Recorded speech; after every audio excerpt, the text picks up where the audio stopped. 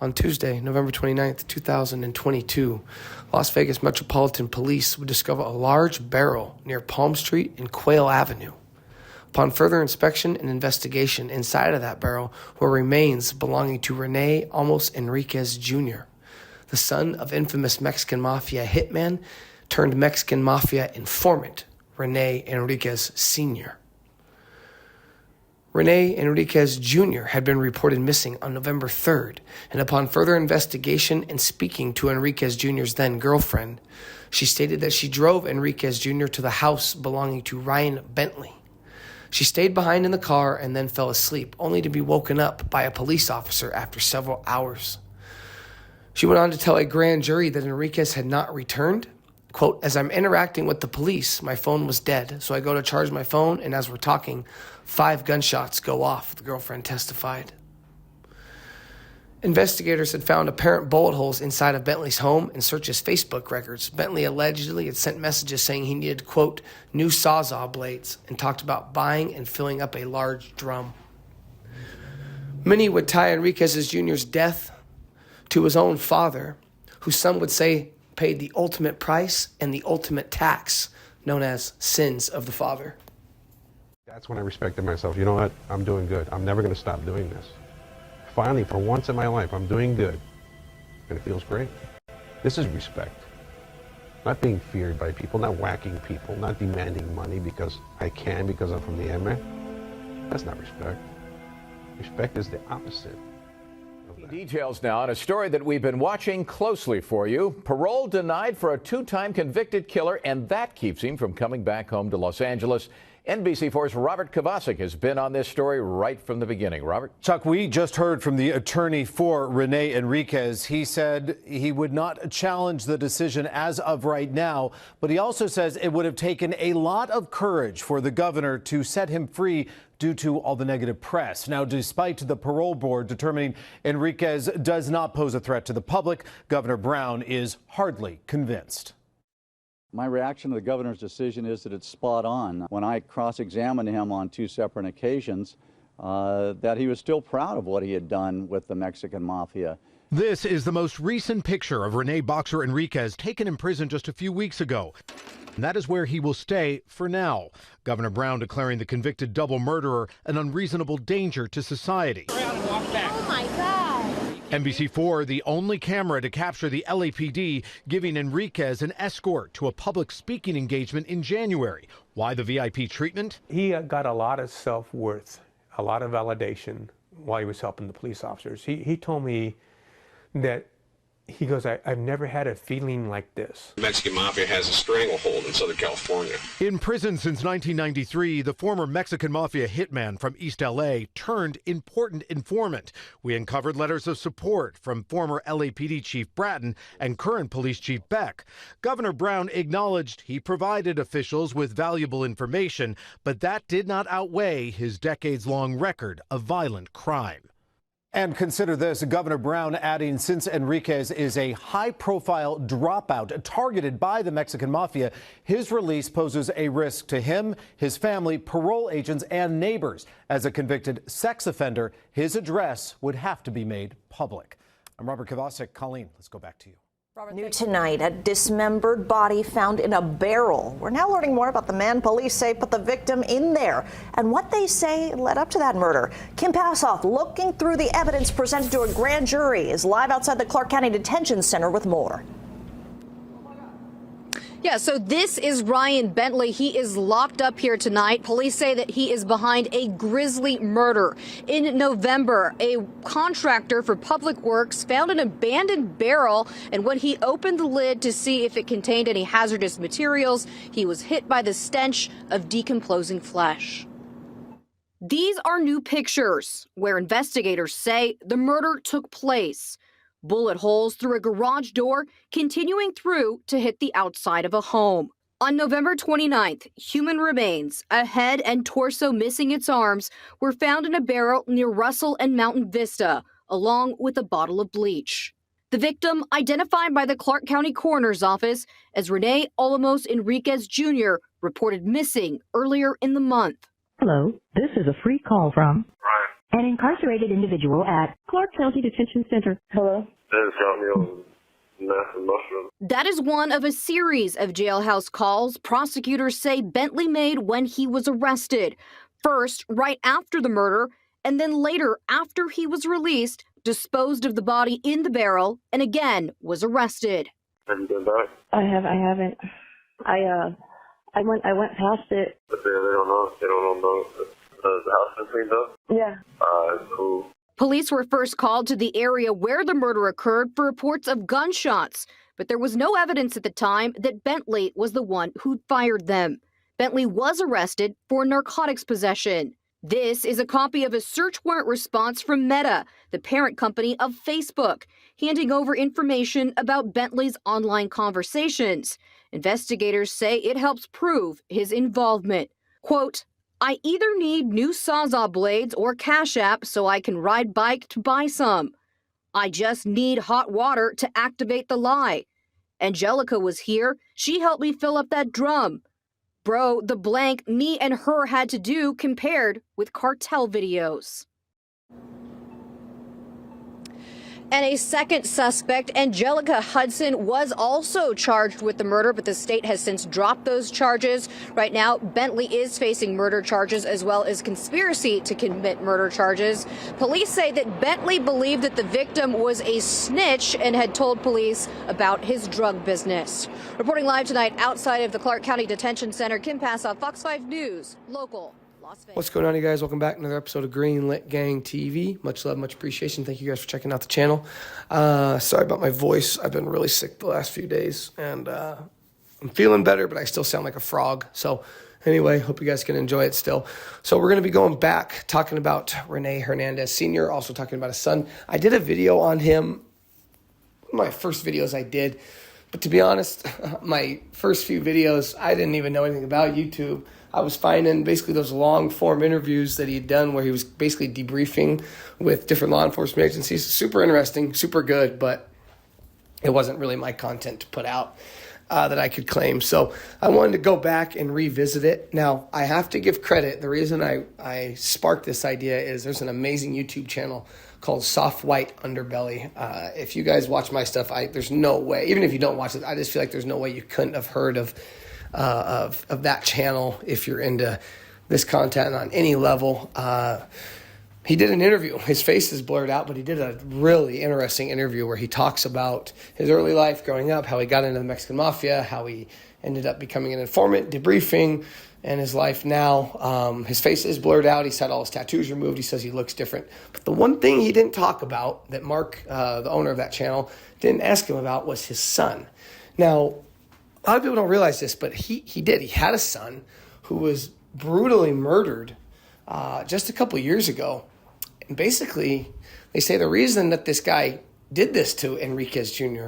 was for snitching, which, you know, unfortunately, Enriquez Sr., that's what he's known for. And you know, I'll be honest, my first video title I did on him, I got some good feedback. I also got some negative feedback because I basically said largest Mexican Mafia rat, right? I called him a rat. And yes, technically he is, but I will say this. After going back and watching the interview with Mark, there's a lot to it. And I've really prided myself in this channel by not giving opinions one way or the other. You know, I lay out the facts. And I feel like on that title, I might have gone a little overboard. And yeah, I wanted views. I wanted clicks. You know, I was brand new to it. I was just testing the waters. So I want to go a little bit more in depth on this, and I want to just try to stay more centered on stuff and let you guys decide really what you think. But I do find it fascinating that his son was killed in the manner that he did, or that he was.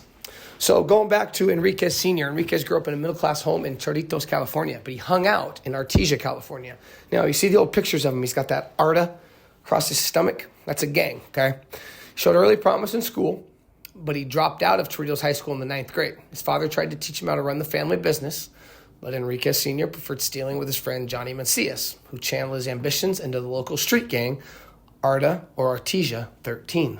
Artesia is in LA County and is part of the cluster of cities that has been termed, quote, the gateway cities, and that they serve as a gateway between the LA and Orange counties. Now, what's really important about Enriquez Sr.'s childhood is his brother Mark. He idolized him, all right? He very, very much idolized him. He was already an Artesia 13 gang member. Mark gave Enriquez the nickname Boxer, and this is what I didn't know and I didn't talk about it in my first video. They went to a local boxing gym, and one day at the gym, his brother gave him the name, and Rene, because he was boxing, Rene didn't even like it. And they only went, he didn't even follow up with boxing. They went once or twice. They never even went back. But that's how he got it. Mark and Mark's gang used him to break into neighbors' homes. And at the age of 12, Enriquez was jumped into his brother's gang. And by 13, he'd begin to drink after a year of smoking marijuana. By this time, he had already encountered law enforcement for property damage. Within a year, he became a regular user and dealer of PCP and later LSD. Now, PCP, for those of you that don't know, you like getting wet. You like Sherm. I talked about this in a few videos ago. I always relate it to Training Day. Top 2 favorite movies of all time.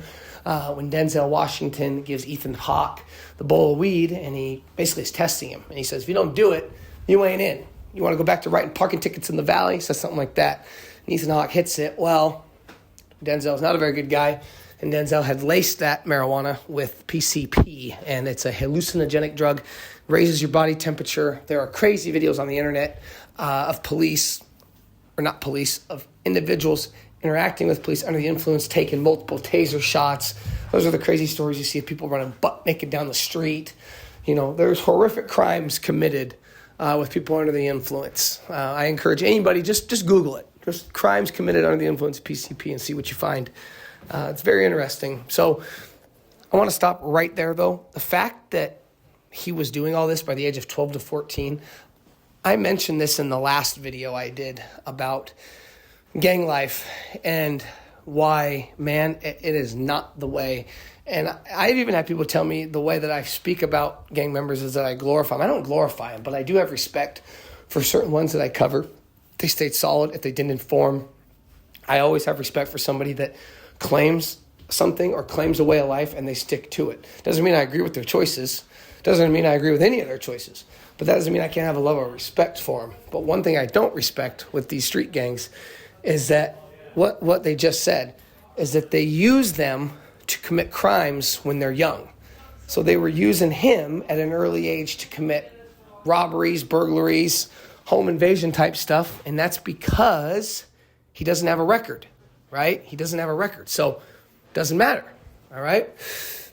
So one other thing that he spoke about with Mark, and I can't really talk about it much because my channel can get flagged or they won't let me keep it up, but he experienced SA at a very young age. Now, what I speak about that, as I do think criminals like the Menendez brothers, certain things, they talk about SA happening to them and that's why they committed their crimes. I don't think Enriquez Sr. used SA as a reason to why he committed his crimes. He just explains it as, he always wanted acceptance. He was a people pleaser. And being a gang member, that's what you do. Being a gang leader, that's what you do. You want to be a people pleaser. You want to have people like you. He did use it to get parole. I will say, I'm just being dead honest, and maybe this sounds bad. I find it a little convenient that he finally, he talked about his then wife, and he was like, man, I don't want to do this, but I got to talk about it. And he then opens up and talks about it. And he finally is granted the final parole after he gets denied by the governor and all these reversals and stuff. So if you're playing devil's advocate and you want to be cynical about it, you could say, well, it's funny, interesting. You finally had the, talk about your deepest, darkest, most horrible thing that happened to you right at the time where you need to pull something out of your hat in order to get out. And you're doing it in a state like California, which is extremely liberal and really backs people up on things like this. I'm not saying it didn't happen, but I'm just, you gotta, like I said, I'm trying to be fair on this channel. So, like I said, the brother or the dad had all these, craft stores, liquor stores, commercial real estate. The parents were successful, and that's what he talked about, but he and his brother had other ideas. They went on to join the gangs at an early age, having parties, tattoos, drank, smoked weeds, lots of dope around. And he talks about that allure, right? Women, money, cars, the good side of things, right? You don't see the dark side of things, especially when you're young, all right? So it talks about how he dropped out of school. And, he does get arrested for some SA charges. That's one thing people don't talk about with him. He does get arrested for some SA charges. He pled no contest, gets sent to juvenile hall. And, talks about his gang initiation, when he was a young age. He said he got beat up behind a gas station, and, he gets convicted as well. Armed robberies, holding up convenience stores. In his late teens, he was arrested again, so he's starting to get picked up. In his late teens, he gets arrested again, but this is when he starts going to prison. So by the age of 19, Enriquez first encountered the Mexican Mafia, or La M, while Enriquez was imprisoned at the Dual Vocational Institution. He acted as a hitman for the Mexican Mafia and stabbed a gang member from Los Angeles. He survived the stabbing, but he also later killed an imprisoned Vagos motorcycle club member nicknamed Chainsaw. I'm like, of course that's his nickname, right? For a motorcycle gang member. Of course his nickname's Chainsaw, right? But anyway, got to have a little humor. So in 1985, Enriquez became a full-fledged carnale, right? Or a Mexican vernacular for Spanish for a brother. Or basically, if you're talking like the Italian mob, he's a made guy. Now he's basically, in a way, he's untouchable. So in the Mexican Mafia, he projected the Mexican Mafia into a status of unprecedented organizational structure with a base army. And this is a number that I had to triple read. It wasn't in prison, but it was all throughout the state of California and other states. It was like some 60,000. This is like all throughout multiple states. Because remember, the Mexican Mafia controls all these Sureño gangs, okay? Heavily armed gang members who controlled the prison system and a large part of California crime in general on the streets. He stated, quote, "I believe I'm a cut above the rest. As a mafioso, you have to be an elitist. You have an elitist, arrogant mentality. That's how you carry yourself in the Mexican Mafia. That's how you project yourself." So this is where things really pick up. By 1989, he was released on parole and began extorting street tax from drug dealers and other criminals in the territory the Mexican Mafia had assigned to him. So this is what he talks about in that interview with Soft White Underbelly. He talks about before where the Mexican Mafia, they weren't really doing it for money, right? They start this gang initially in the 50s and 60s for protection of their race, but then it became like they were just this group of killers. They were just killing for killing. There wasn't like, hey, let's get rich. Hey, let's get money. And he talks about this in that interview with Soft White Underbelly where he remembers guys coming up with holes in their shoes and their socks and not having enough for hygiene products or food. And these guys are supposed to be these top of the top rank controlling the streets. And, and you can kind of see where his brain had started to, he separates a little bit, right? Or it's not all it's cracked up to be. It's not like, I think the term he uses is like silk sheets or silk suits and limousines, where there is some of that on the street, but you're not really on the street. You're in prison all the time, which for Hispanic gang members of these gangs is the goal, though. That's one thing people don't realize. Their goal is to get to prison. That is, he says that. He was in the minor leagues before, in the juvenile halls and on the streets. Now he's in the big leagues. He's in these max security prisons. It's no joke. Now he's with the big dogs, all right? So he gets paroled, starting to extort a street tax, starting to throw his weight around. But in the process, he commits 2 murders. He put a contract out on an alleged drug dealer, a woman, Cynthia Gavaldon, whom Enriquez believed was holding back street tax from La M. I mean, she's peeling off the top. She's taken from the gang. She's, collecting her, quote, tax. This is what I got. And Enriquez is going, nah, you're holding back on me. He wanted to make an example that he would say during a parole hearing in 2015. So basically, you think you're going to take off the top? You think you're going to steal from us? Well, not only am I going to have you killed or kill you, I'm going to make an example out of you, all right? So ends up having her killed, killing her, shoots her once in the head, once in the upper body, dumps her body in a vacant lot. Now, what's really sad about this is, well, that's sad, of course, but what's really sad, she's discovered in a vacant lot on Christmas Eve in Boyle Heights. The children's father's informed of that, but because it's the holidays, it's Christmas Eve, he doesn't want to tell his kids. Mom's just missing, mom's busy, she's gone. He doesn't tell them until after the holiday. And one thing I really want to talk about with her is sometimes she isn't remembered for being a wonderful mother. She had her faults, but who also loved her kids unconditionally. These are words from her kids. She made fresh tortillas. She kept a clean house and would own a room as soon as she walked into it. They said the last year of her life is when things got hard. Drug use picked up, then the drug dealing, and then it just happened. Mom never came home again. The daughter read Boxer's, quote, Black Handbook that came out back in 2008, and it reopened old wounds because they, quote, referred to her as a party girl. Sad, very sad. And the reason I wanted to read that is because these people that you hear about, women answer them, especially women, right? Women kind of get disregarded. They get disregarded as, she was a prostitute, she was a druggie, she had what was coming to her. No, that's not okay. You don't just get to take her life. She has kids. Now, Enriquez also personally murdered fellow carnale David Gallegos, who had been greenlit for running Greenlit Gang TV. Just kidding. Greenlit for running from a gunfight. Enriquez personally gave Gallegos. Now, this is crazy. Okay, this is crazy. And this is what he talks about. So he runs from a gunfight, which is like, all right, man, you're a member. People see that. It's almost like out of a bad movie, right? It's almost like out of a funny movie, like a parody movie, where it's like you're supposed to be this big bad gangster. Finally, some action goes down, and you book it the opposite way. It's like, no, that's going to get you killed. So they bring him to a dope house that he's running, and that's one thing I want to focus on really quick. All of these guys are junkies. Enriquez was a junkie. All of these guys are using, and maybe I can't say all, but a large majority are. And he says that in the interview with Mark. He says it kind of almost like nonchalantly.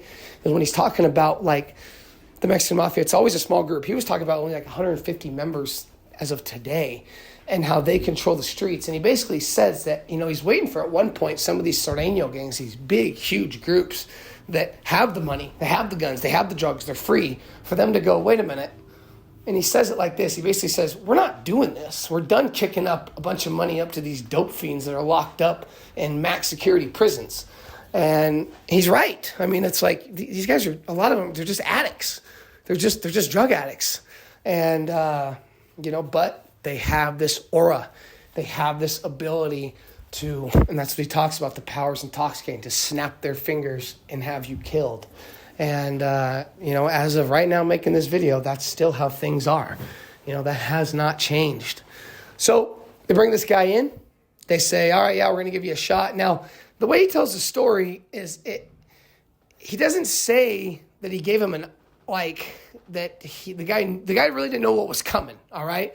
Yeah, man, we're going to get you well. Come on in. The guy's a heroin user, an IV heroin user. Well, he tells his other buddy, hey, get him a hot shot. A hot shot is basically something that's going to kill you, okay? And sure enough, they do. He overdoses, he falls out. But just in case, they take him out to where they're going to dump him. They prop him up as they're going down the road to make it seem like he's alive. And then they shoot him 5 times. And Enriquez shot him 5 times just to double, triple check. Now, he gets arrested. He gets charged with murder for Cynthia Gavaldon's murder, to which he later pled guilty in return for life imprisonment rather than facing the death penalty. Now,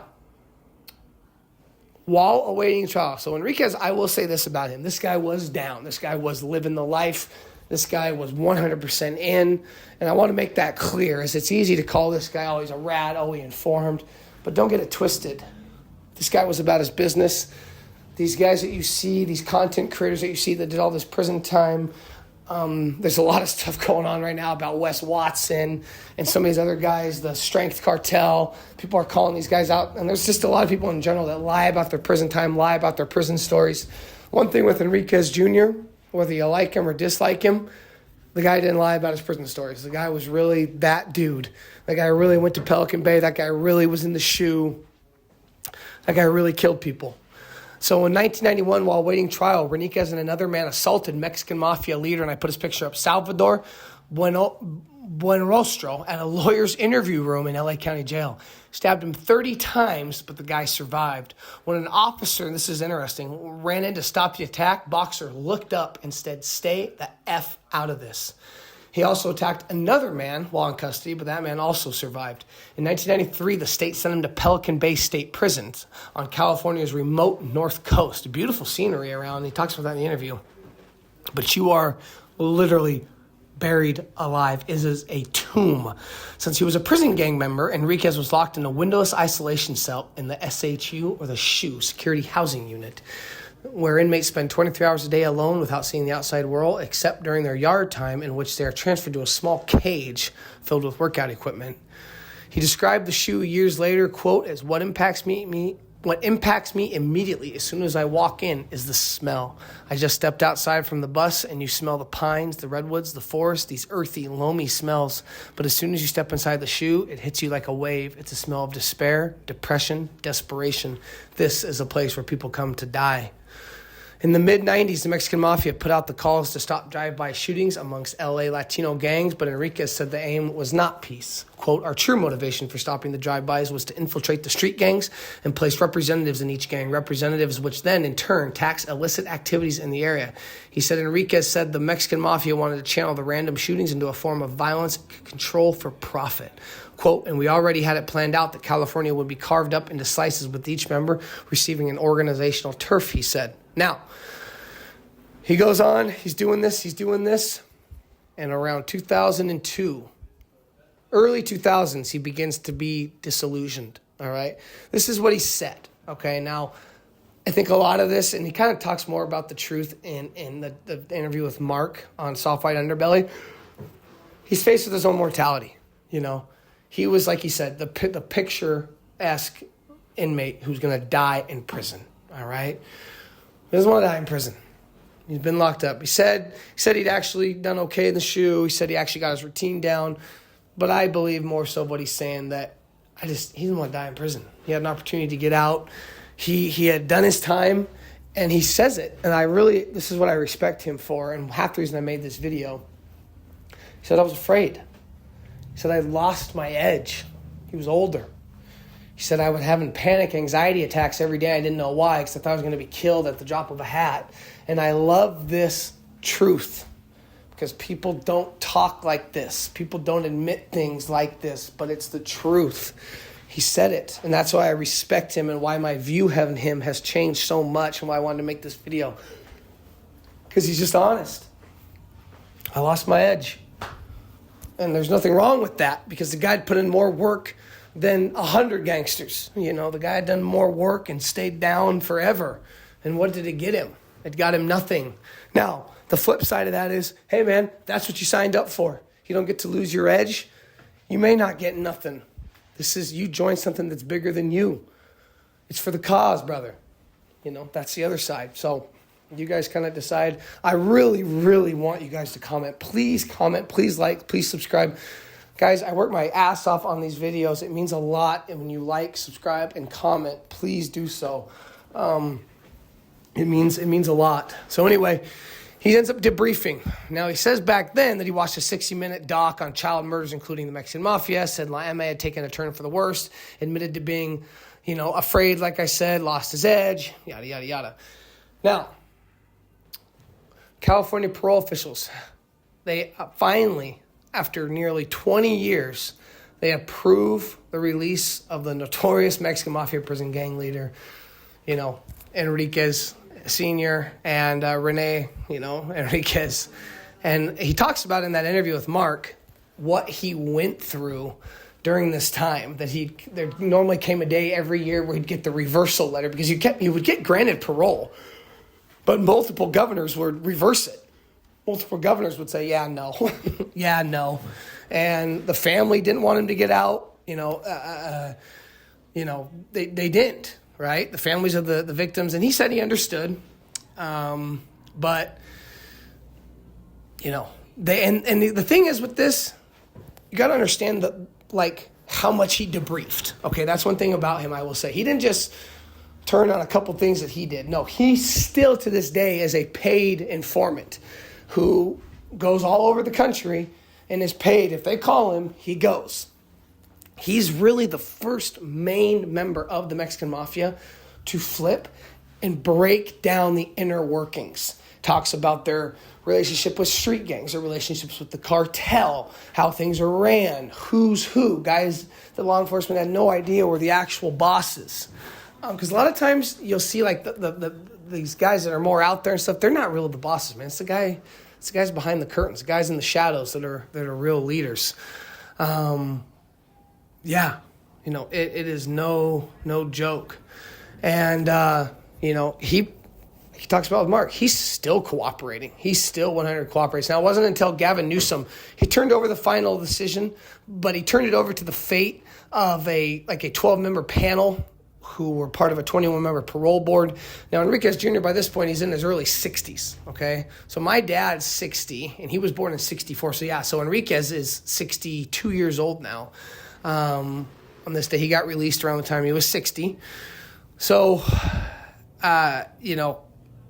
it's really, really interesting, his story. Now, to wrap this video up, and it's crazy how life works. And if you don't believe in karma, believe in God, we say, well, why would God do this? Well, I feel like everything that gets done in the dark is going to come to the light. And sure enough, and it's just crazy the timing of it, because it's right as he's getting out, right? It's right around the time he's getting out. Within a few years of him getting out, not right at the time, but, close to when he's getting out, within a few years, his son, at the time he was killed, he was 39 years old, Rene Enriquez Jr., is brutally murdered by 43-year-old Ryan Bentley. Ryan Bentley was formally indicted in 2023 for a murder for the dismembered body of Rene Enriquez Jr. Court records show that a grand jury returned that indictment. And, he got indicted early on in 2023. Enriquez Jr. went missing the night of October 27th. He gets reported missing on November 3rd. And Ryan Bentley gets taken into custody on November 29th of 2022. Girlfriend talks about how she drove him to the house. She falls asleep in the car. And they basically go back and they find all these messages with Bentley saying that he needed Sawzall blades. And one message sent on November 4th, Bentley said he had to open his garage and was having trouble shutting it. When asked why he opened the garage, Bentley responded, quote, to get the drum out. In another message, according to the detectives, Bentley wrote, I was in a real situation. I still can't talk about it, and all I needed was a few gallons of hot water. Could have been the difference between life in prison or not. Bentley wrote that he needed hot water to activate lye. The detective said lye is a strong alkali solution that is soluble in water and can be corrosive to human skin. So basically, he was trying to get rid of the body all the way. He was trying to basically just dissolve it. The detective also said that the grand jury, that Bentley was in custody on unrelated drug charges. Now, Ryan Bentley, you can tell right away when I put his picture up, the dude's been on drugs for a long time, right? We talk about eyes. We talk about seeing things in the eyes. Oh, my God. Ryan Bentley is a drug addict. Meth, heroin, you name it. I'm sure Ryan Bentley's put it in his veins.